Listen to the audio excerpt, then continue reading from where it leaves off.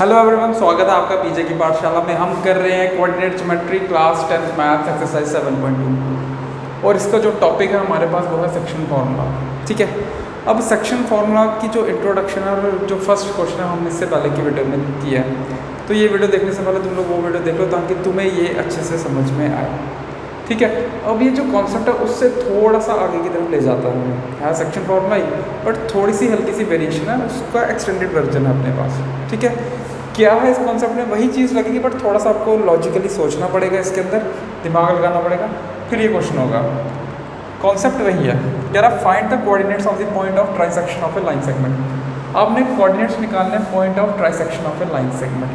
Trisection की बात कर रहे हैं, किसकी बात कर रहा है? ट्राइसेक्शन की। सबसे पहली चीज़, बाइसेक्शन का मतलब क्या है एक लाइन का? बाइसेक्शन का मतलब ये आता है कि अगर मैं किसी लाइन को डिवाइड कर रहा हूँ तो वो लाइन को दो इक्वल पार्ट्स में डिवाइड किया जा रहा है। क्या किया जा रहा है? एक लाइन को दो इक्वल पार्ट्स में डिवाइड किया जा रहा है। मान लो अगर ये लाइन 10 सेंटीमीटर की थी, तो अगर मैंने बाइसेक्ट किया है इसको, तो अब ये लाइन जो है अगर यहाँ से बाइसेक्ट कर रहा हूँ तो ये भी 5 सेंटीमीटर होगा और ये भी कितना होगा? 5 सेंटीमीटर। ठीक, ये भी 5 सेंटीमीटर और ये भी 5 सेंटीमीटर। और अगर एक पल के लिए इनकी रेशियो निकाल के देखी जाए तो ये कितनी आएगी? 5 ये रहा और 5 ये रहा। कितनी आ रही है? 1 नहीं आ रही है। मतलब रेशियो क्या होगी? 1:1। रेशियो का मतलब क्या होता है अपने पास कि आपने इसको जो डिवाइड किया है दो इक्वल पार्ट्स में डिवाइड किया है। कितने इसके बराबर हिस्से किए हैं? हिस्से समझते हो? एक हिस्सा ये रहा और एक हिस्सा ये रहा। क्लियर हुई ये चीज़? समझ में आया? तो जब आप बाइसेक्शन करते हो तो आप क्या करते हो? इसको इक्वल पार्ट्स में डिवाइड करते हो, मतलब इसका एक पार्ट ये रहा, एक पार्ट ये रहा। क्लियर हुआ? ये अपने पास बाइसेक्शन का रोल है। अगर मैं बात करूं ट्राइसेक्शन की, तो ट्राइसेक्शन का मतलब क्या है? 3 हिस्सों में एक लाइन को कितने पार्ट्स में डिवाइड किया जा रहा है? 3 पार्ट्स में डिवाइड किया जा रहा है। एक पार्ट ये रहा, एक पार्ट ये रहा और एक पार्ट ये रहा। यहाँ 2 इक्वल पार्ट्स बाइसेक्शन में, ट्राइसेक्शन में 3 इक्वल पार्ट्स में। क्लियर है ये चीज़? समझ में आया? और यहाँ से एक चीज़ और अगर सीखूँ मैं, यहाँ एक पार्ट ये रहा, एक पार्ट ये रहा, बाइसेक्शन की बात, तो अगर मैं 1+1 कर दूँ तो ये कितना आएगा मेरे पास? 2। रेशियो की टर्म्स में 1:1 कितना है? 2। बट अगर नंबर्स की टर्म में बात करूँ तो ये ओवरऑल कितना था? 10 था। भाई इस चीज़ को ध्यान से समझना, एक पार्ट ये रहा, एक पार्ट ये रहा। ठीक है, और अगर रेशियो की ओवरऑल की बात करूँ तो एक पार्ट ये, एक यूनिट ये, या पार्ट समझ लो, एक पार्ट ये और एक पार्ट ये, 2 आ गया। और ये 2 जो ओवरऑल है किसके इक्वल है? 10 के इक्वल। सेंटीमीटर में रेशियो में अलग चीज़ आ रही है, सेंटीमीटर में अलग, ओवरऑल अलग चीज़ आ रही है, तो 10। तो यहाँ से अगर एक पार्ट की निकालना चाहूँ तो कितना आएगा? 5 ही आएगा। सेम ही चीज़ है ये। एक पार्ट किसके इक्वल? 5 के। 2 पार्ट्स किसके इक्वल है? ओवरऑल 10 के इक्वल। समझ आ रही है ये चीज़ की नहीं? क्योंकि इसमें हल्का सा कॉन्सेप्ट है वो समझाना है। अब जब ट्राइसेक्शन की बात करते हैं तो ट्राइसेक्शन कहता है इसको 3 इक्वल पार्ट्स में डिवाइड कर दो। कितने पार्ट में डिवाइड कर दो? 3 इक्वल पार्ट्स में। मान लो इसकी लेंथ होती है 9 सेंटीमीटर। कितनी लेंथ होती है? 9 सेंटीमीटर। तो मैंने इसे कितने पार्ट्स में डिवाइड किया? 3 पार्ट्स में डिवाइड किया। कितने पार्ट्स में डिवाइड किया? 3 पार्ट्स में। अब रेशियो की टर्म्स में 1:1:1 आ रहा है। अगर इनको ऐड करूँ रेशियो की टर्म्स में, जो पार्ट्स की टर्म 3 पार्ट्स है ना, इनको ऐड करूँ, टोटल पार्ट्स बन गए 3। ये जो 3 पार्ट्स हैं ओवरऑल किसके इक्वल हैं? 9 सेंटीमीटर के। इस चीज़ को ध्यान से समझना। 1:1:1, 3 पार्ट्स किसके इक्वल है? 9 सेंटीमीटर के। एक पार्ट किसके इक्वल होगा? 9/3 = 3। समझ में आया नहीं यार? तो 3 पार्ट्स 9 के इक्वल है, एक पार्ट 3 के इक्वल है। तो मतलब ये एक पार्ट बता रहा भाई 3 यहाँ, 3 यहाँ और 3 यहाँ। ओवरऑल लाइन को हमने 3-3 भागों में बांट दिया है। तो ये जो बता रहा है 1:1:1 आ रहा है, 3 इक्वल भागों में बांटा, तो एक भाग यहाँ, एक भाग यहाँ और एक भाग यहाँ। क्लियर है ये चीज़? समझ में आया? एक सेकंड।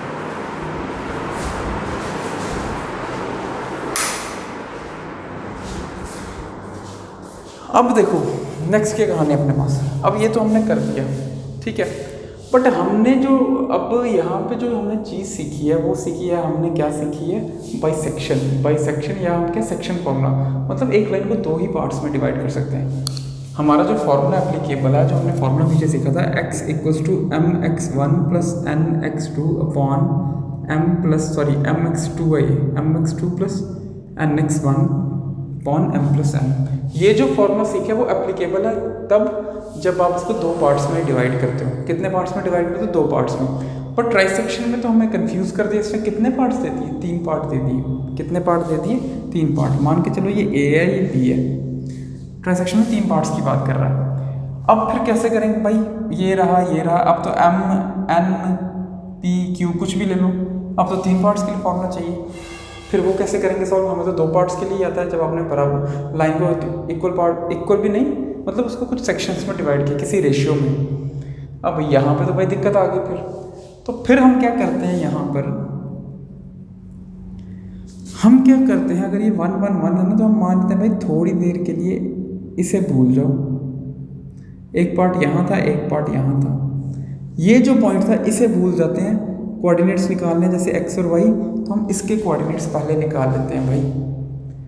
इस पॉइंट को हम भूल चुके बट साथ में इंक्लूड कर लेंगे। जैसे ये रेशियो क्या थी, 1 1 1 की रेशियो थी।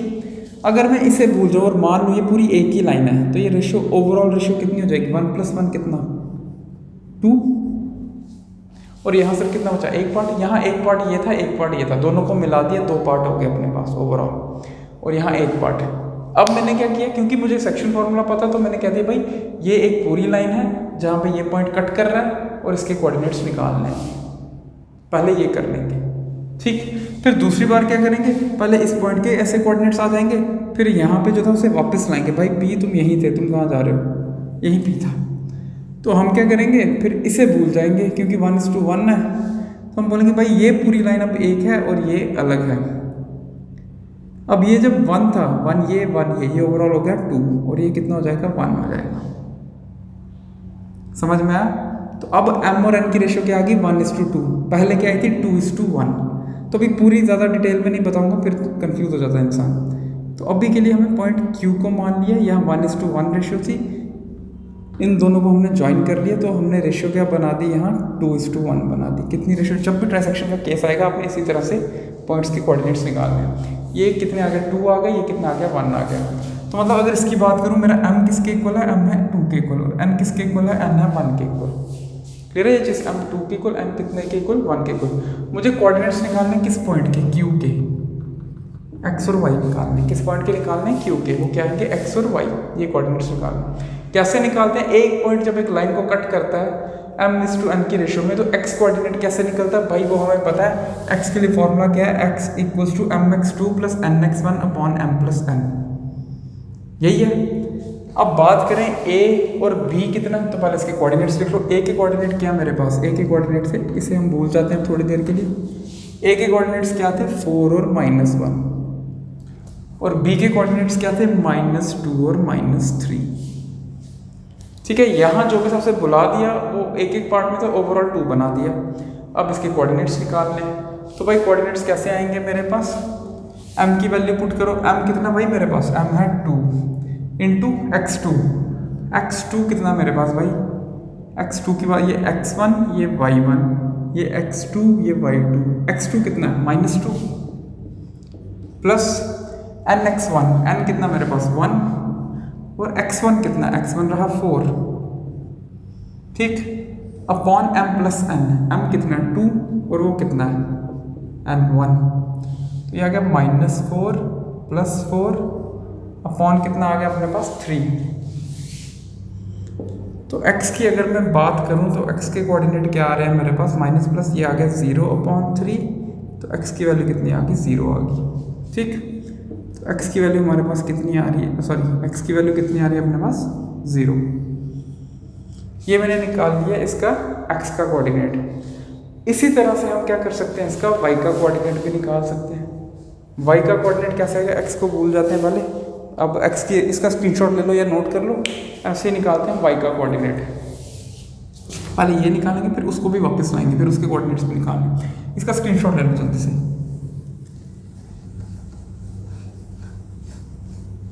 अब देखो ये x की कहानी खत्म। अब इसका y कोऑर्डिनेट निकालना, तो y कोऑर्डिनेट के लिए क्या फॉर्मूला अपने पास, my2 + ny1/m+n, यही कहानी होती है अपने पास।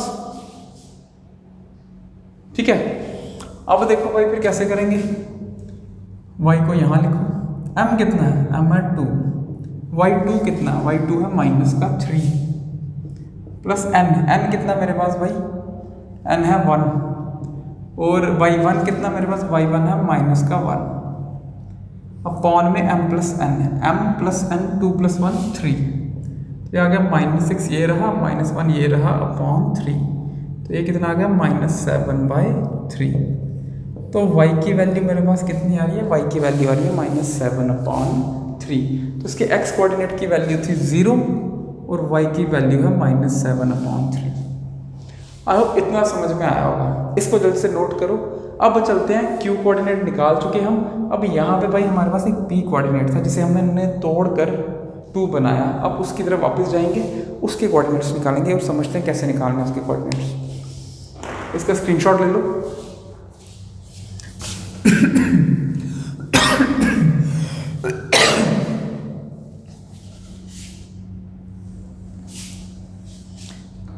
थोड़ी देर के इसको भूल जाते हैं। क्यू निकाल लिया, हमें कोऑर्डिनेट्स पता है। अब हमें फिलहाल क्यू की ज़रूरत नहीं है, बाद में फिर से ले आएंगे इसको वापस।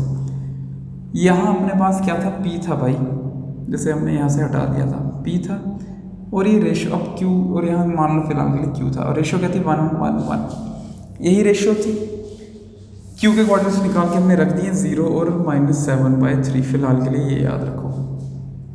अब निकालने पी के कोऑर्डिनेट्स, ये भी x और y मान के चलो, ठीक है। ये भी x डैश y डैश मान लो या x y मान लो, कोई दिक्कत नहीं। समझने सिर्फ समझने, कॉन्सेप्ट समझना हमने, फिर उसके बाद आगे हम लिख सकते हैं।